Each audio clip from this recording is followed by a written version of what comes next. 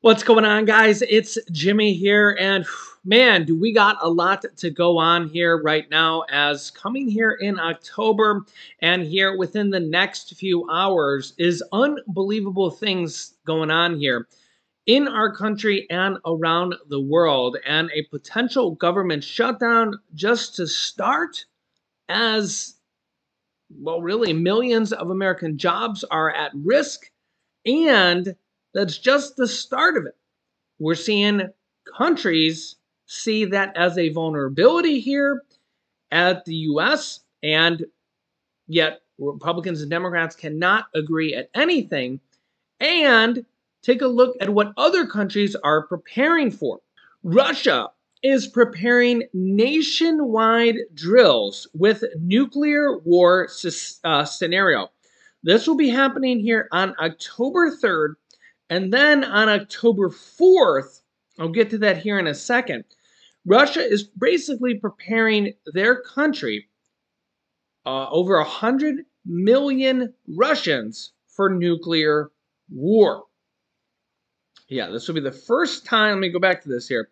This will be the first time Moscow has held such drills, which will imagine that Russia is at least partially under martial law, and that up to 70% of the country's housing facilities have been destroyed. So this is what Russia is preparing their own country for. So just think about this here for a moment. This is what they're going to be alerting their entire country for. And Russia is set to hold nationwide exercises early next month, according to news reports on October 3rd. The danger of armed conflicts involving nuclear powers. Russian authorities will hold large-scale drills across the country on October 3rd because of, quote, growing danger of armed conflicts, including with nuclear-capable powers near Russian borders, which is linked to Russia's, this is coming from the Baza Telegram channel, linked to Russia's security services, reported on Thursday, citing the head of Russia's Federal Services for Surveillance and Consumer Rights Protection. This will be the first time that Moscow has held such drills, which will imagine that Russia is at least partially under martial law, and that up to 70% of the country's housing facilities has been destroyed. Just imagine this scenario. Imagine this. Imagine if this happened in the United States or wherever you are. The exercises will also suppose that general mobilization has ended and there's a possibility of radioactive contamination. Leaders and officials from across Russian society, quote, from civil defense leaders to heads of state corporations, will take part in the drills.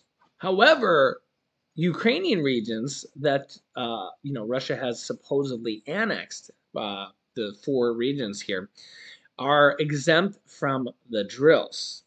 Imagine that. Prominent Russian officials, such as former President Dmitry Medvedev, and Russian state television commentators that I've actually showed you on our show here, their actual TV commentary, have frequently mentioned the prospect of nuclear war. Some state media hosts and guests have suggested that Moscow should launch nuclear strikes on other countries, such as the US and UK. Quote, the idea of nuclear conflict, once unthinkable, has become a subject of debate, United Nations Secretary General Antonio Guterres said in September 2022. This in itself is totally unacceptable. Wow.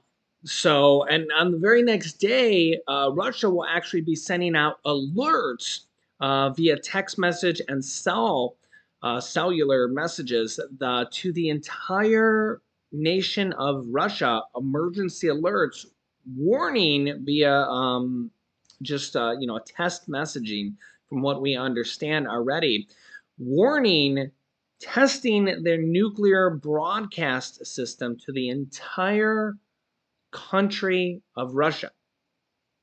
So this shows you what they're preparing for. You guys can let me know your thoughts here in the comments. Also, this comes here as NATO Chief Jens Stoltenberg just said this here. Take a listen. Today, your forces are moving forward. They face fierce fighting, but they are gradually gaining ground. Every meter that Ukrainian forces regains is a meter that Russia loses. And there is a stark contrast. Ukrainians are fighting for their families, their future, their freedom. Moscow is fighting for imperial delusions.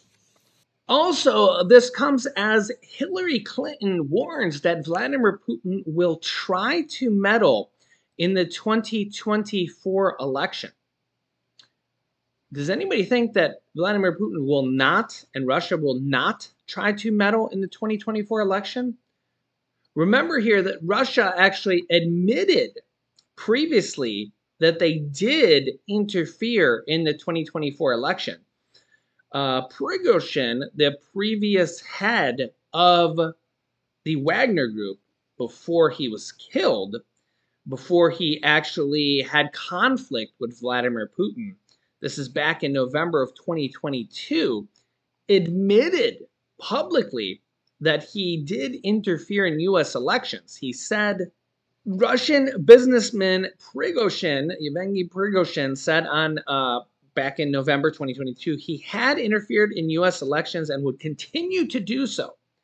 The first such admissions from a figure implicated by Washington in efforts to influence American politics. Quote, we have interfered in U.S. elections. We are interfering and we will continue to interfere. Carefully, accurately, surgically, and in our own way, as we know how to do.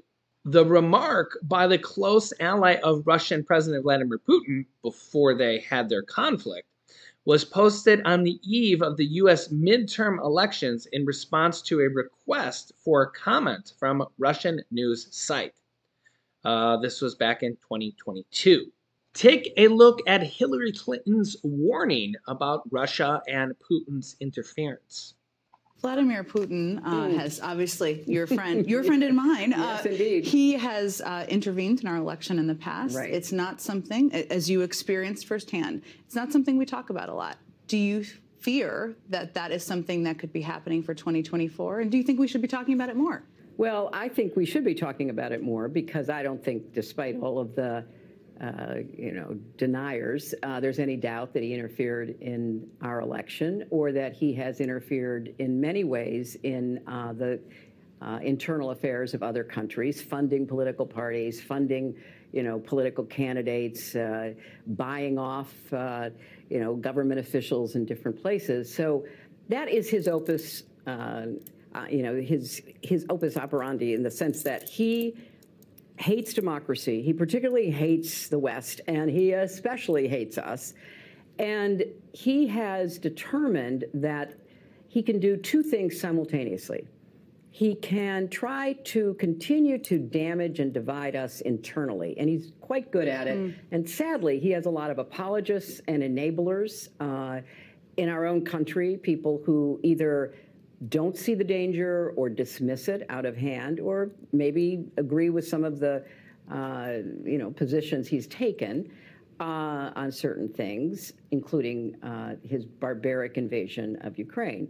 And so dividing us and then trying to seize territory in such a brutal way to try to expand his reach, to try to restore the Russian Empire, if not the former Soviet Union, that is who he is. I said that for years. Part of the reason he worked so hard against me is because he didn't think that he wanted me in the White House. So we are where we are, and part of the challenge is to continue to explain to the American public that the kind of leader Putin is, this authoritarian dictator who literally kills his opposition, kills journalists, poisons people who disagree with him, invades other country, interferes with our election.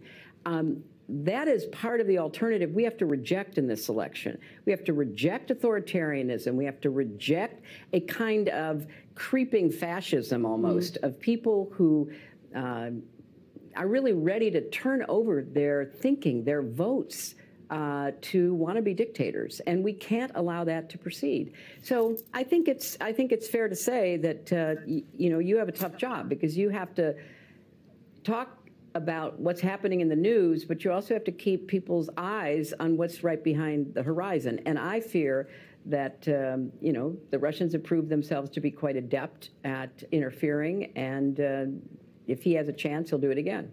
Now, whether you like Hillary Clinton or not is, really obviously beside the point.